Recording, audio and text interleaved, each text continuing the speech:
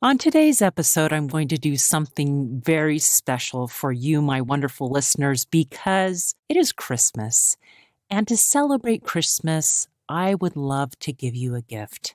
I have 2 chapters that I have chosen from my book, Normal for Me, that I am going to give you. This is to celebrate the launch of my audiobook, which happened just a few weeks ago.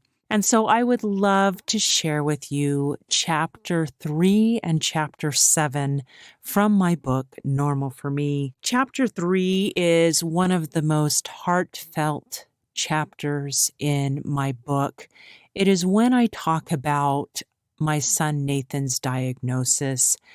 And it was actually hard for me to write, but it was also hard for me to read because every time I read it, I go through those same emotions all over again.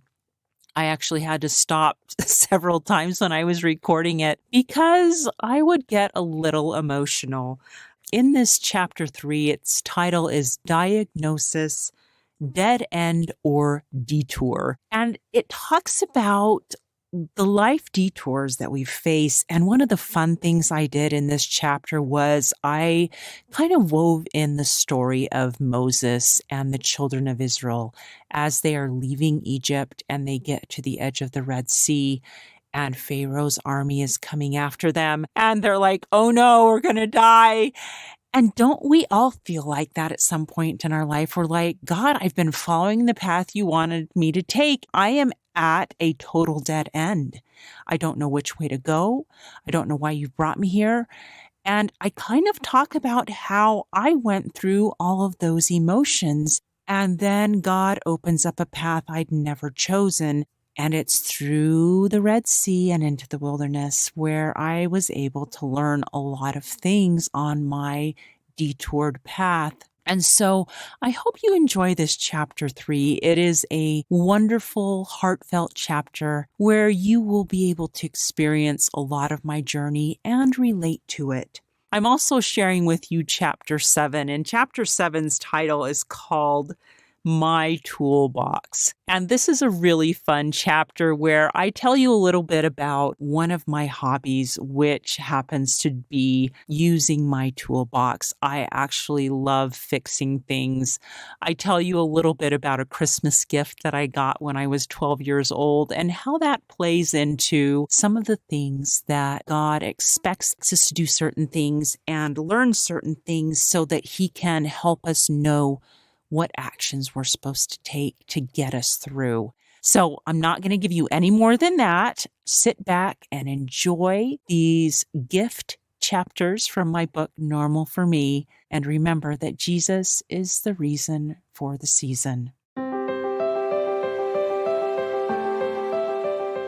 Welcome to Stories of Hope in Hard Times, the show that explores how people endure and even thrive in difficult times, all with God's help.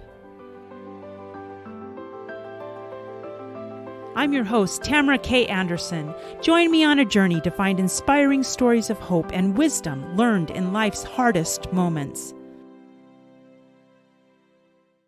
Chapter 3, Diagnosis, Dead End, or Detour. As a teenager, I used to dream about what my future would entail. I imagined graduating from high school, going to college, serving a mission for my church, getting married, graduating from college, and having a beautiful family that would be quite perfect. I dreamed my children earned superb grades because I did, excelled as athletes because my husband did, sang in choir, loved going to church, graduated with honors, volunteered for missions, married, and founded beautiful families of their own. Of course, life rarely unfolds as we dream or plan. Expectations. I remember attending a class one evening many years ago where a good friend of mine spoke about expectations. She explained many of the bumps in life happen from unfulfilled expectations, and we need to learn to communicate our expectations in marriage and in life. We also need to hold realistic views of expectations. Take my dream of the ideal life. In my dream life, Everything was roses and ticker tape parades with a cherry on top. There was nothing worse than a skinned knee that could be kissed away or a misunderstanding that could be easily fixed. There was no room for the things that come to everyone sooner or later: sickness, loss, heartache, and, like the old joke goes, taxes and death. This concept of unfulfilled expectations was an eye-opener to me. The more I thought about it, the more I realized the truth in her advice. I always seem to have an idea in my mind about how I think a certain situation should unfold. And if it doesn't turn out how I imagined it would, I choose to be upset or frustrated. I now understand better that while it's wonderful to have expectations and strive for them, they must be balanced with a healthy dose of realism. This is different than being negative. Let me give you an example. I heard the story of a former POW from Vietnam who spoke about his experience and that of his comrades. He explained that prisoners who died the soonest tended to be the overly optimistic ones.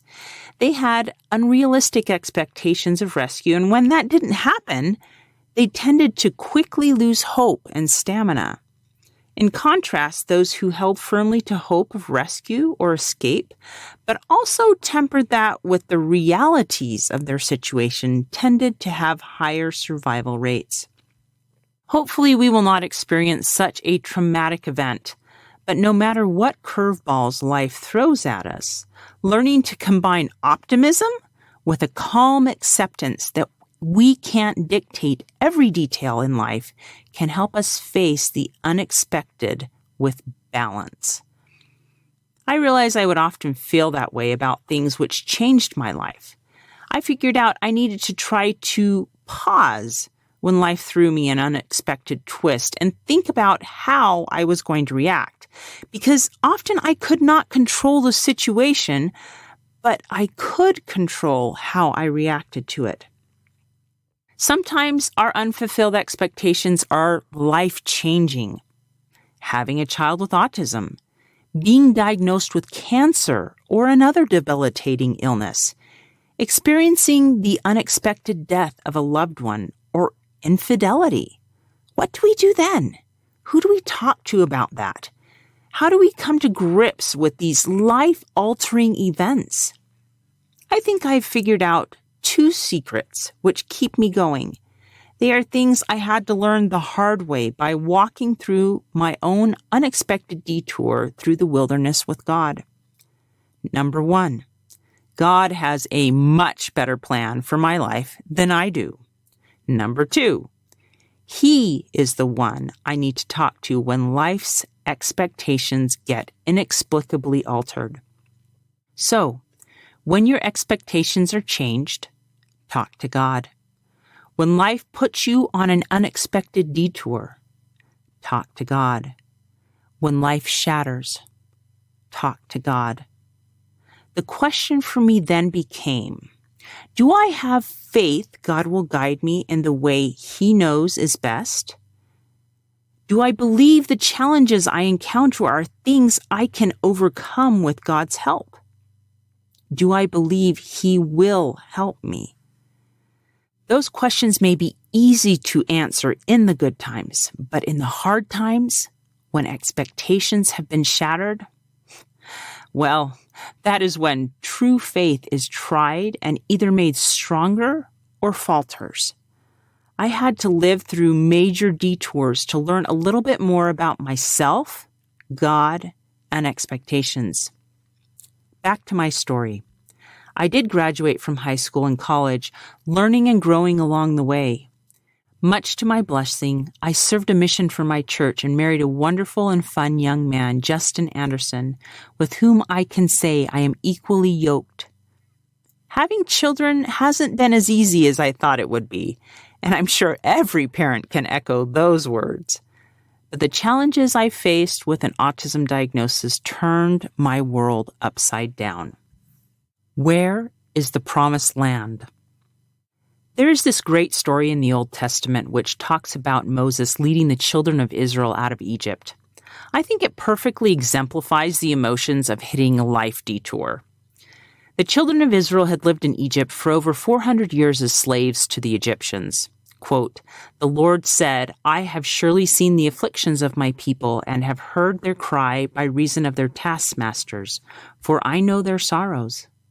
God told Moses, quote, "I am come down to deliver them out of the hand of the Egyptians and bring them out of the land unto a good land, flowing with milk and honey, even a promised land."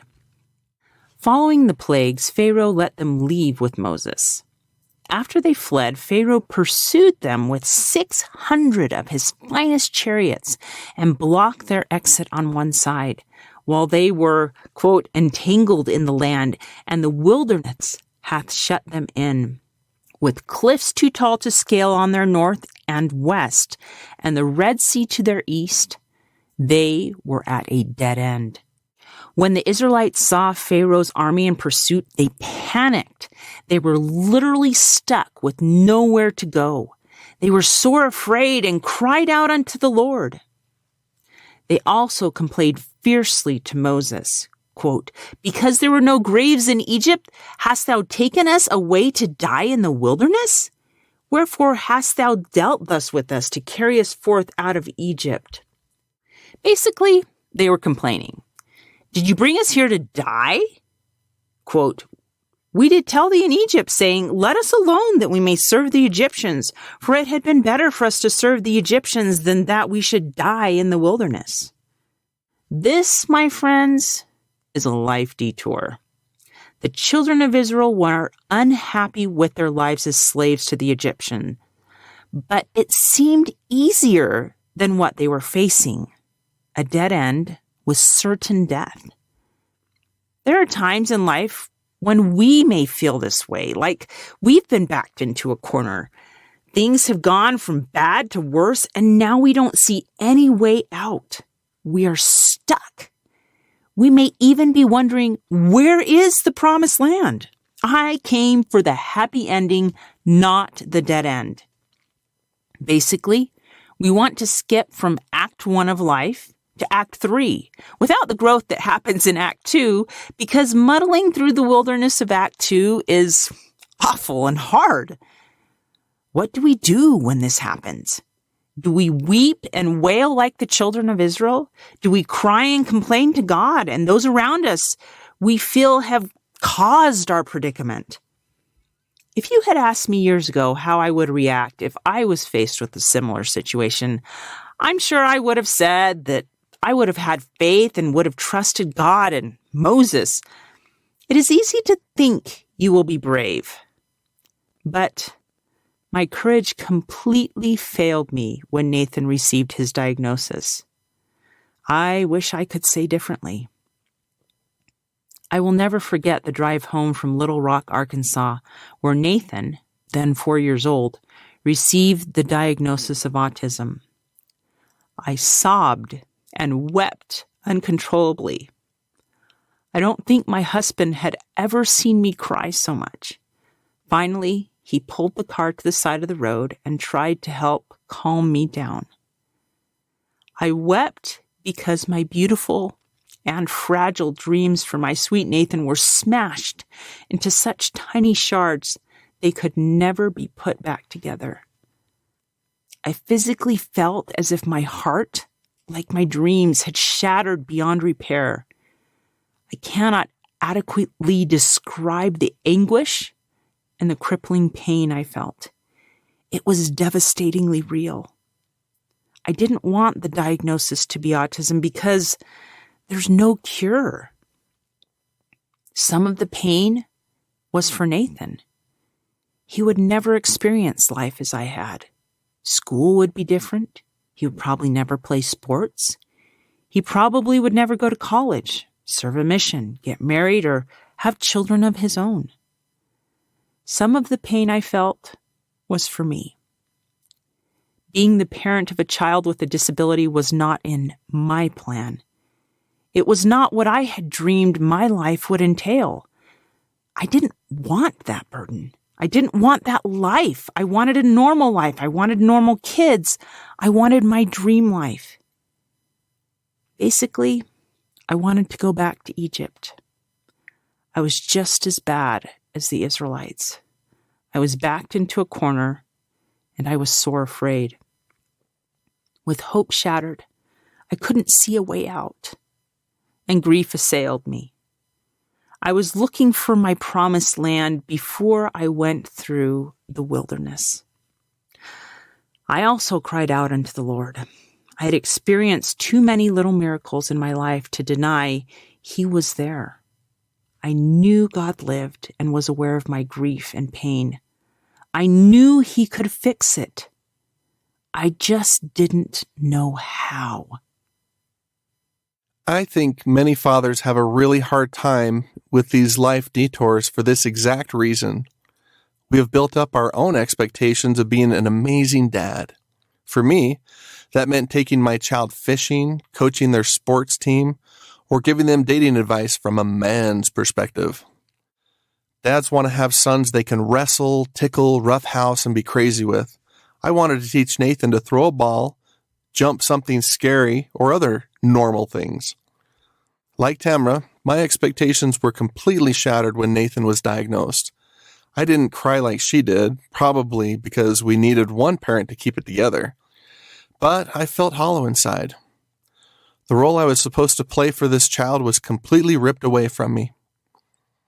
I was feeling such selfish thoughts inside, even while I was providing comfort and encouragement to Tamara. My prayers to God were more for her at first.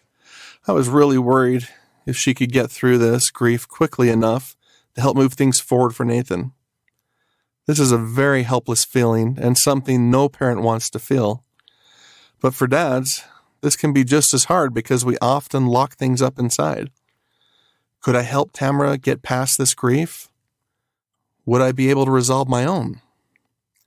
Prayer was going to be a key way to get to these answers quickly. The grieving process. I wish someone had told me I would go through the grieving process for a little boy I could never raise normally. I wish someone had explained the importance of being gentle with myself. As a believer, I couldn't understand why I was so angry with God or why I felt so depressed when my prayers weren't answered the way I desired. I wish I wouldn't have felt guilt on top of grief for the emotions raging within. Realizing I would experience the grief cycle would have helped me recognize the emotions I was feeling as normal. There should be a psychologist or grief counselor on hand for anyone who faces a life-changing diagnosis. Maybe not everyone needs it, but I did. Though at first, I wasn't in any emotional state to talk with a counselor. But after the initial shock, grief counseling would have helped. Be gentle with yourself. Grieving is a natural step considering the loss of normal dreams and expectations. I didn't know it then, but looking back, I can see my husband and I went through many of the stages of grief as we dealt with Nathan's autism. Denial, anger, bargaining, depression, and acceptance. Denial. Oh, yes. On the 3.5-hour drive home from the hospital, my husband and I decided we wouldn't tell anyone about the diagnosis. How is that for denial? We couldn't even talk about Nathan's diagnosis of autism for a few months. It was too hard. We had to let our hearts heal a little and allow our brains time to wrap themselves around the fact our life would be different than we had planned or expected. I remember telling the diagnosing physician that one of Nathan's therapists said Nathan couldn't be autistic because he let you touch him. This is a trait of some autistic children, but not all. The diagnosing physician said before we left she would be glad to say she was wrong if we could prove it. I left her office with this one sliver of a thought in my head. We would prove her wrong. He was not autistic. Denial? You bet. We told Nathan's preschool teachers the hospital would send us the report with the diagnosis in several weeks, which was true. Meanwhile, we pretended Nathan would be fine. Sigh. If you know someone going through the grieving process after a diagnosis, give them time to come to terms with it. It's a bitter pill to swallow for some. Maybe they will want to talk, and maybe they will live in denial for a while, like we did. Here's proof I was living in denial land. Tamara's journal, May 22nd, 2003. It was a good day, but a long day. Nathan woke up early and I stayed up too late. I was reading more about autism, and I just get frustrated because so many of the traits don't fit Nathan. I feel they didn't eliminate everything pre-diagnosis.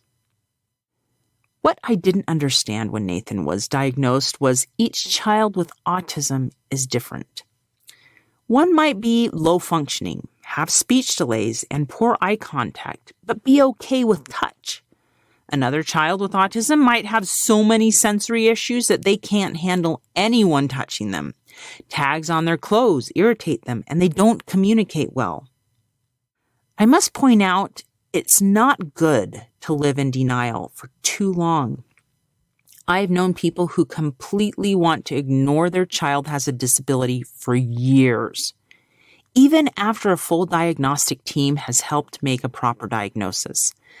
This is not the right way to live.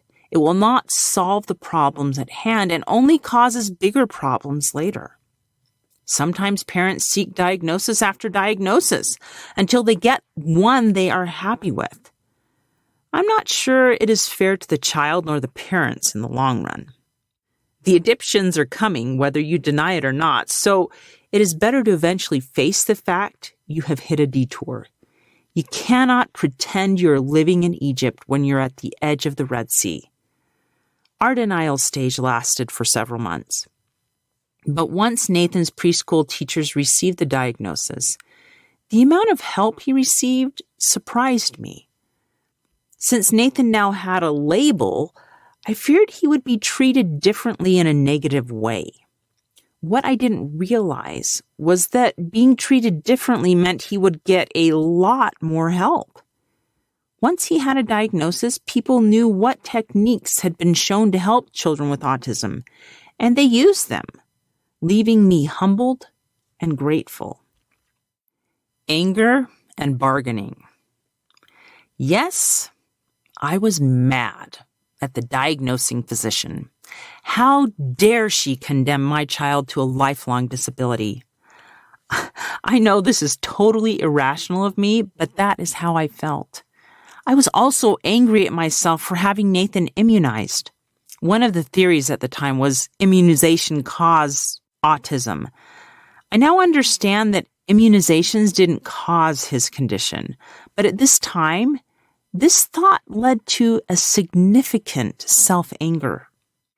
It is important not to fall prey to these guilt trips. When you get a tough diagnosis, everyone has an opinion of what caused it.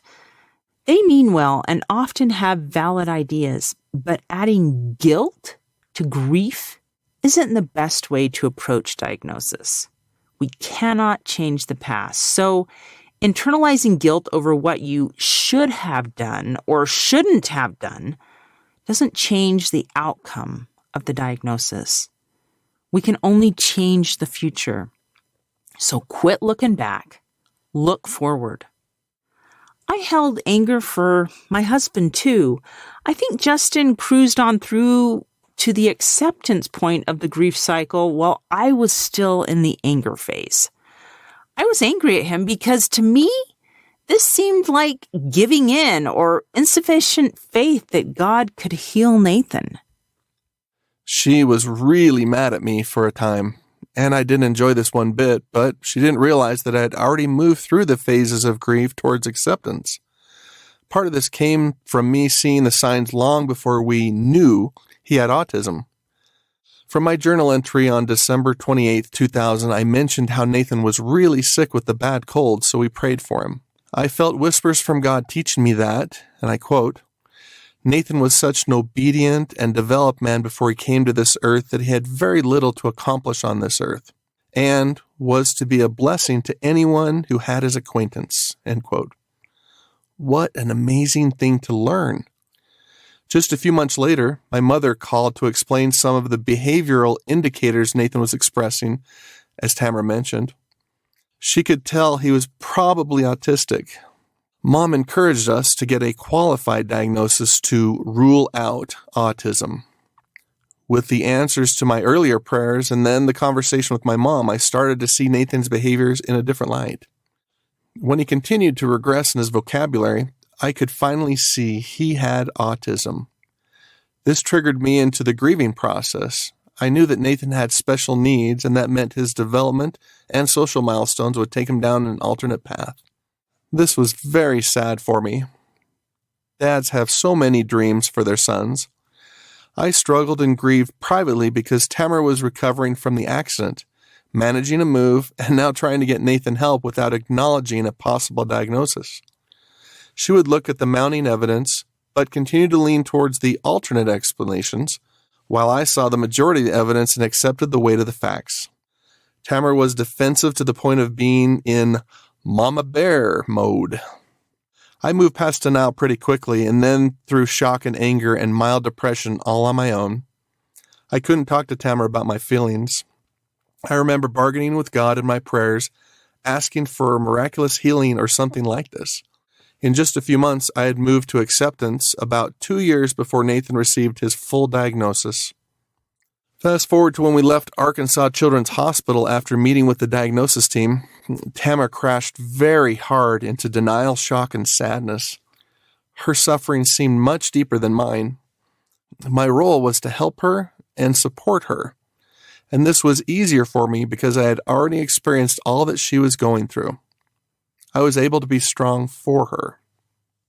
Then I started to experience her anger and frustration with me, in part because I wasn't in her grieving cycle with her. At the time she started lashing out at me, I was shocked and saddened, but tried not to take it personally. These feelings were generated from the loss of our dreams for Nathan. Tamara knew Nathan had autism now, and was determined to find any fix or cure possible. Again, she was wide open to any possibilities, while I tended to gravitate to the more mainstream therapies and services. We would discuss any options and would test alternative solutions in tandem with educational programs. Tamara's strength is in considering all options. I didn't understand why Justin had already come to terms with the diagnosis. I felt like I needed to work as if everything depended on me and pray as if everything depended on God. And so I felt I had to try everything to fix my son. Gluten-free, casein-free diet, many different supplements and techniques. You name it, I tried it, or at least thought about trying it. Like a ship without an anchor in the middle of a storm, I tossed every which way searching for an answer because I didn't know which technique would heal him. I was begging God to send me back to Egypt.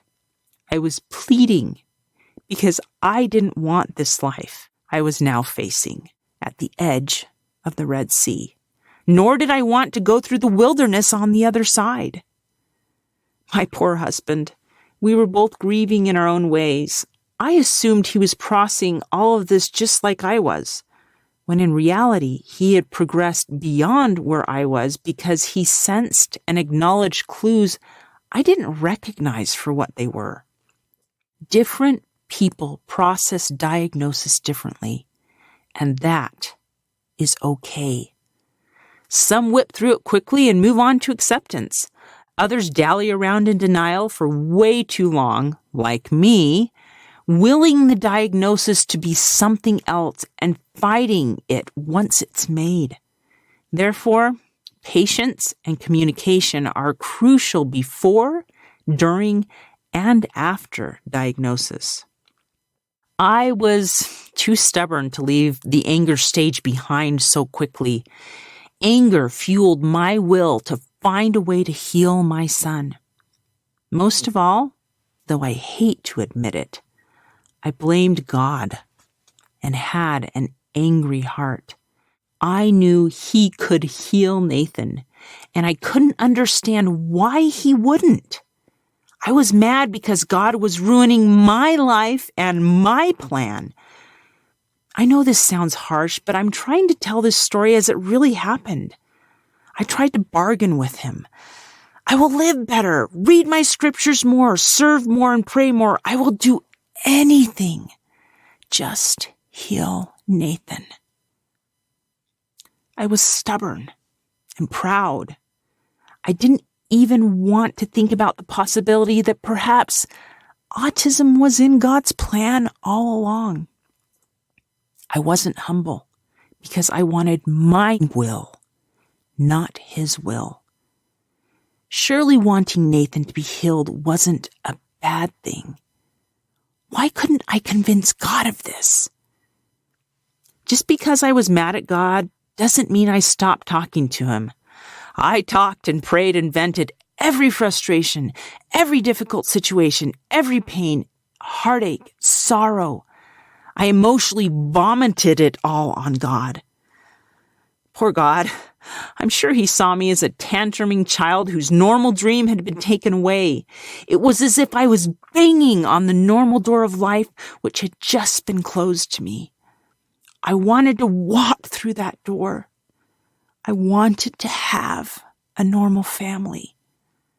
I was going back to Egypt.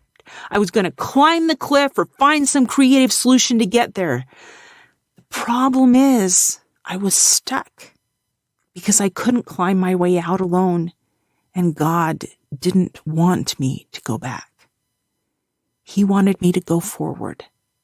He knew that the promised land He had in mind for me far exceeded the shallow pleasures of Egypt. What I couldn't understand or visualize was the promised land God was leading me towards. God's plan required I go a different route than I had ever imagined, and through a wilderness for many years, years that would refine me. And so, as I wept in a dead-end corner, God finally showed me that it wasn't a dead end after all. It was a detour. A detour is never a dead end with God on your side. Quote, "And Moses said unto the people, Fear ye not, stand still, and see the salvation of the Lord, which He will shew to you today. And the Lord said unto Moses, Wherefore criest thou unto me? Speak unto the children of Israel that they go forward." Then, because Moses had cried unto Him, God taught Moses what he needed to do to get out of the dead end. Quote, "Lift thou up thy rod, and stretch out thy hand over the sea, and divide it. And the children of Israel shall go on dry ground through the midst of the sea." Moses himself wondered what to do. After he asked, God told him how he was going to get out of the dead end. This is the key. When we pray, it is great when we talk, but it's more important that we listen. I think I was so busy grieving, I was doing most of the talking about my will. I had to learn to listen and hear God tell me how I was going to go forward. Quote, "And Moses stretched out his hand over the sea, and the Lord caused the sea to go back by a strong wind all that night, and made the sea dry land, and the waters divided." That is the answer. Go forward. Take this new and scary path you never knew was there, straight through the middle of the sea. It is a detour, not a dead end. Have faith. Take one step and then the next towards the promised land. Confession. I have never walked through a sea. It sounds kind of scary to me, But when the alternative is death by Egyptians, I'm sure the Israelites took one step at a time until they had crossed an insurmountable obstacle. This same lesson applied to me. I had to take baby steps of faith away from my normal expectations, away from Egypt. It was scary and hard, and I know I dragged my feet a little. No, I dragged my feet a lot. This is so true. We always comment that our life has been an experience in walking to the edge of darkness. We don't know where the path is going, and it is so frustrating. I really don't like it, and if I had my way, I'd have a huge spotlight shining miles ahead on my life path. But that isn't what God's plan looks like. Let me explain this concept in another way. Have you ever seen the movie Indiana Jones and the Last Crusade? It's a classic, and I feel no concern sharing a spoiler to anyone who hasn't seen it yet. You've had a few decades to watch it. So, in the movie, there's a scene where Indy needs to traverse an impossibly huge gap between two mountains. From the side Indy was on, the cave was adorned with an epic lion's head carving. The other side was just a cave-looking opening. The cliffs are sheer drop-offs, and no human could jump this space. I bet it's 30 feet wide. He must get to the other side. Lives depend on it. Then he remembers the cheat code his dad gave him before the journey. Only in the leap from the lion's head will he prove his worth. In this challenge, Indy would have to take the leap of faith across a huge canyon. In Hollywood dramatic fashion, he closes his eyes, puts out his foot, and takes a large step into the empty space and steps into a hidden path that is only painted to look like a deep chasm. Yeah! This is a classic scene, and the object of the challenge was for the person to believe they can cross the impossible gap, whether they can see the path or not. And so our life continues, and so I continue to struggle forward. Moving on. In a moment of undeserved mercy, God gave me a recurring dream, which I eventually asked him to stop.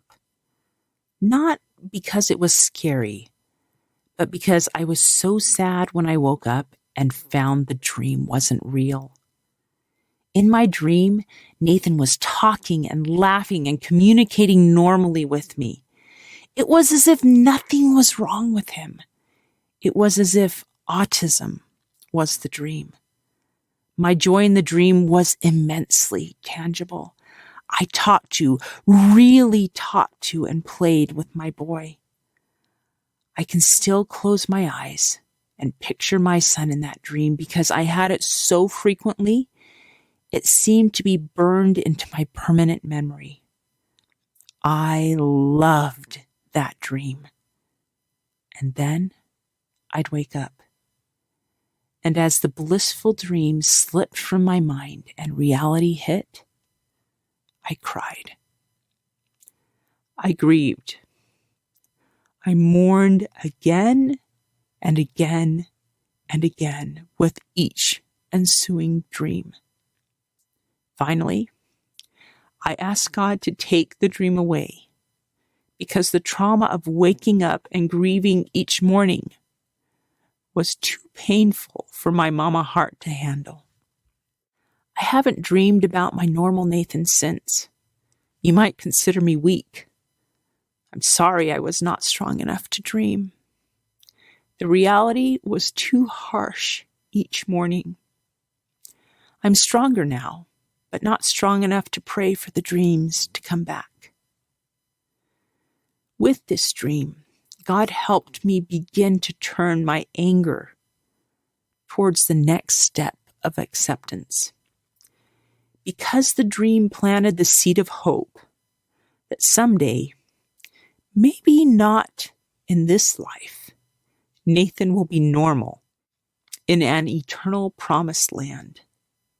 In that day when the resurrection touches all of us, this innocent soul I have been blessed to raise will finally receive a perfected body, no longer afflicted by autism. In that day, I will finally get to see that dream become a reality. I can hardly wait for that dream to come true, when I will ultimately communicate with my Nathan, and we will laugh and talk like everyone else. We won't be hampered by autism anymore, and I won't have to wake up and see it all disappear. Depression and acceptance. Following the initial diagnosis, I woke up daily feeling as if there was a heavy weight called autism weighing on my chest.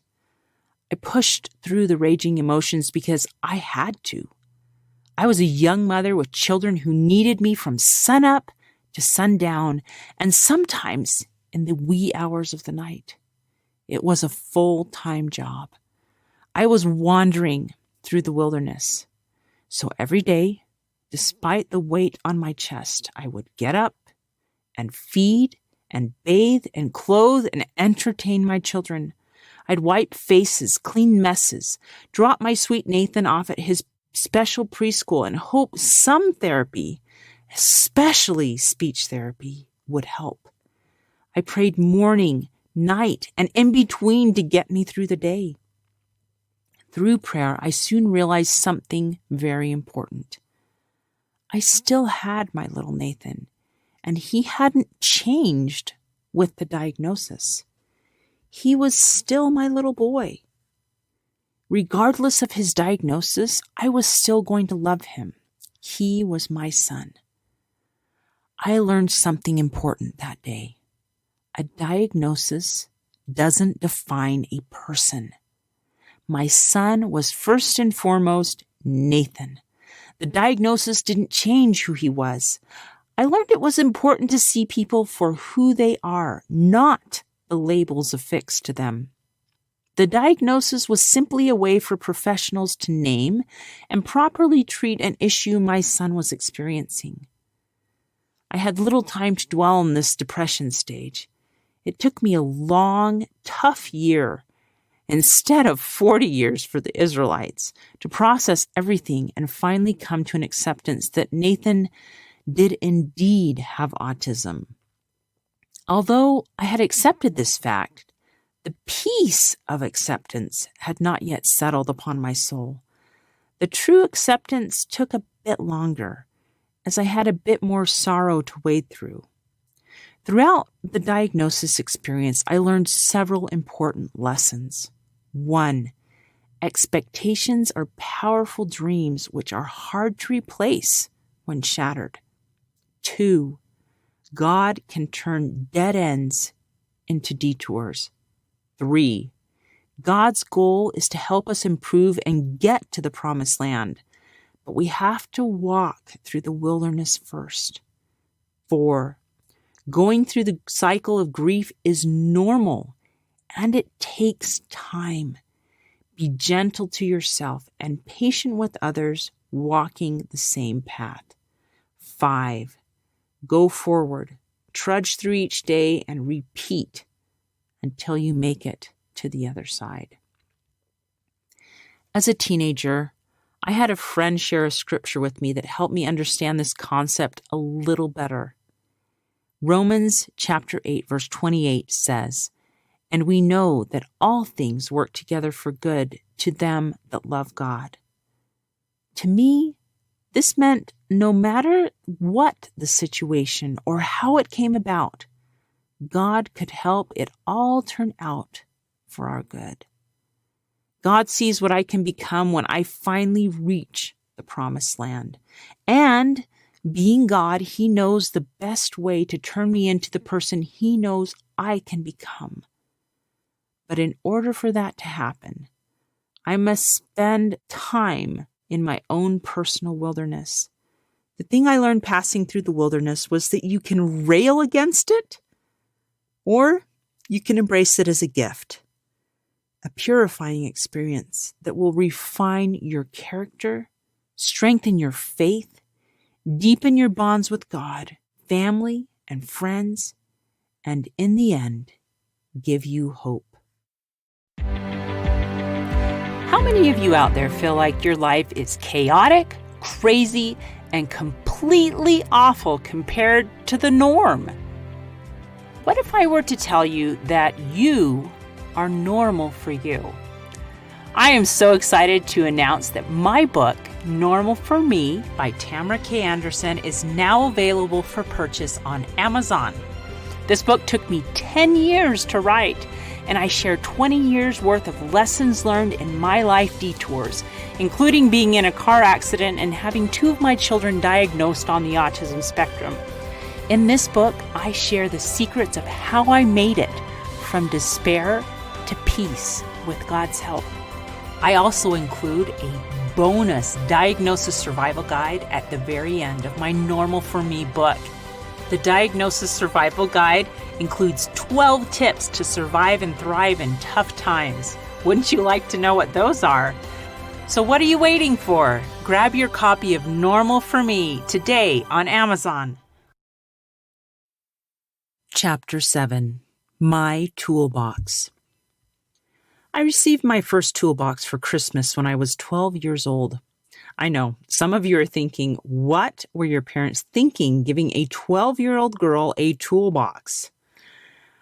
I am not a stereotypical girl because I loved that toolbox. I loved fixing things around our house. If a drawer broke, my mom would call me. Dad was often at work. And I would take it apart, figure out how it worked, what was wrong, and how I could fix it. This is how my brain works. I love solving problems. Over the years, I bought a new tool here and there to help me fix something in the house. By the time Justin and I married, I brought a full toolbox to our first apartment. I felt like I've hit the jackpot here. Tamara still fixes a lot of things around the house, and I love it. Toolbox of learning. When Nathan was initially diagnosed with autism, the things I knew about autism would have fit on an index card. I felt overwhelmed thinking about this new diagnosis because I feared the unknown. Usually people fear what they don't know or understand. My autism toolbox was empty. I began reading books about autism. I learned kids on the autism spectrum like sticking to schedules. Dang, this was a hard tool to learn because I'm a bit spontaneous. I joined an autism support group who held meetings and attended conferences that gave me hammers, saws, and screwdrivers to put in my autism toolbox. An example of one of these tools is that people on the autism spectrum are usually visual learners, so it is more effective to teach them using books, videos, or computers. The more I learned, the more empowered I felt to fix or problem solve the challenges I faced every day raising my kids with autism. I had a toolbox now. Using my toolbox. Once a week, our family has a family night. We sing together, pray together, and have a short gospel lesson, play games, and have a treat. One of the hardest things for me when my family was young was helping my children with autism participate in our special family time so that each member of our family could truly participate.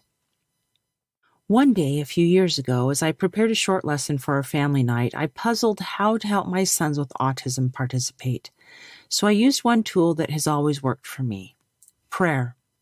I told God I wanted to involve my entire family, but I didn't know how to do it. I figured my children were God's children before they were ever mine, and I asked Him to teach me what to do. No sooner had I presented my request when thoughts and ideas came to my mind. One of the first ideas I had was to make a poster of the songs we sang so the kids could follow along. I sat down and wrote the song out. I drew little pictures as well, where appropriate, so the kids, even those who couldn't read yet, could learn the songs. Now, Nathan won't usually sing while we sing, but I discovered he would shine a flashlight on each word while we sang. That was his way of participating. God inspired me to use the visual learning tool from my autism toolbox to help Nathan participate. Another dilemma presented itself when Nathan was in middle school. He has always struggled with verbally expressing himself, and we decided to work with his teachers to improve his verbalization. When you look into Nathan's eyes, you can see his brain working. You can see there's so much going on and so much he could say. But for some reason, with his autism, there's a disconnect between thinking something and being able to say it. Can you imagine how frustrating that would be? In my research into helping nonverbal children with autism communicate better, I stumbled upon the tool that some of these children did well when exposed to sign language. I tried it, even though I knew it was a long shot.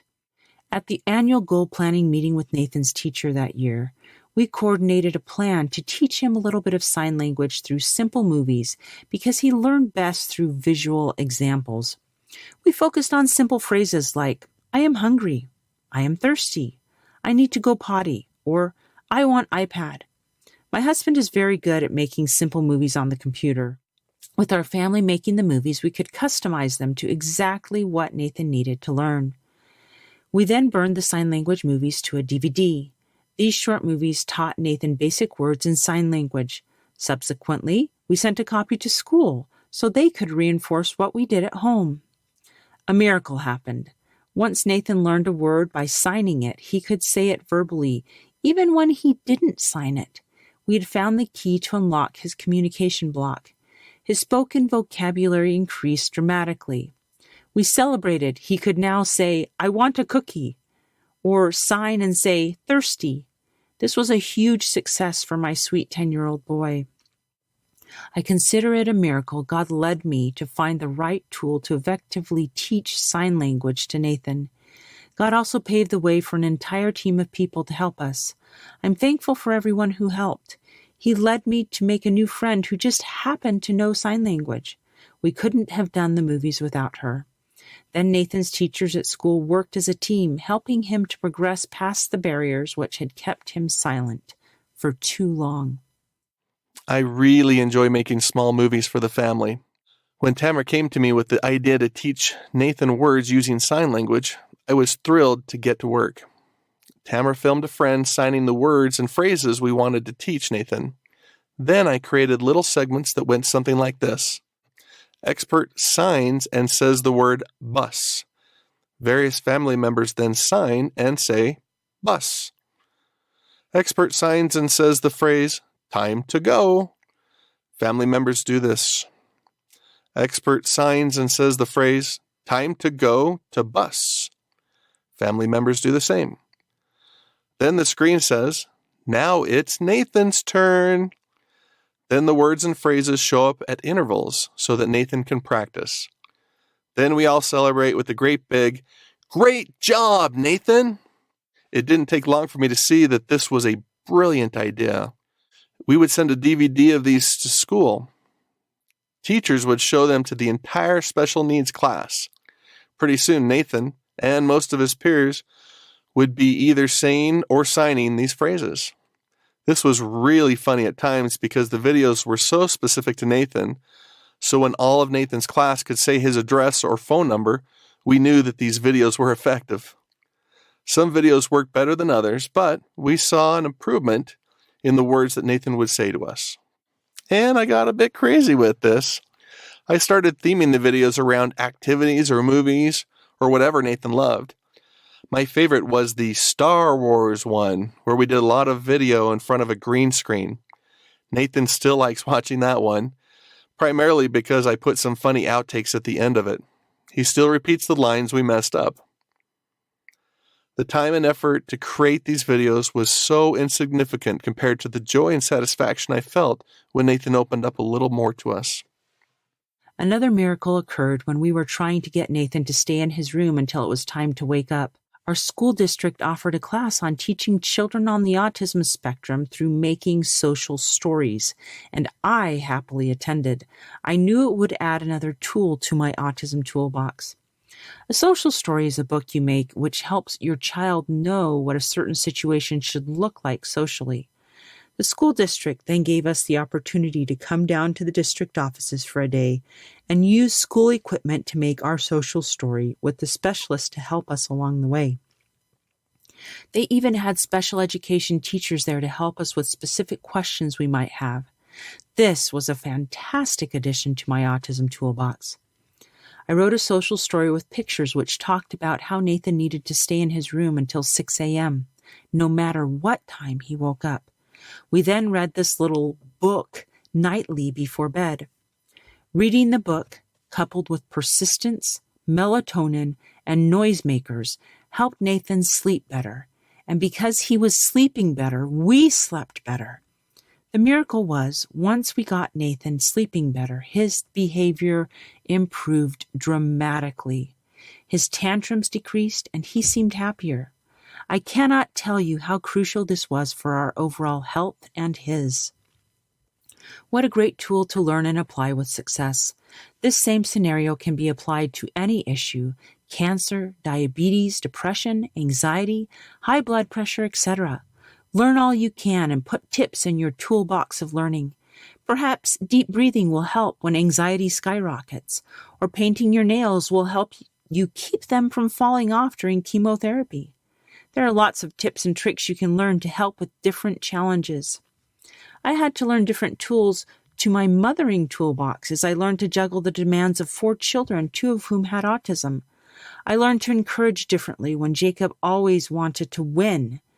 I found out saying, "Anyone who makes it to the top of the stairs is a winner," worked better than "first one to the top wins." This inevitably caused a meltdown because Jordan would win and Jacob would cry.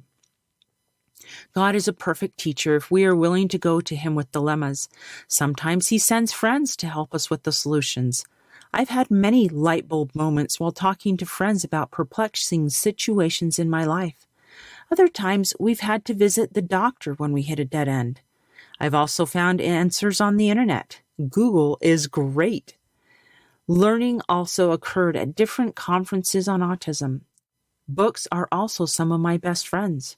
There is a world of knowledge out there to be gained, and I believe God expects us to do our part to learn, so he isn't working with a blank slate.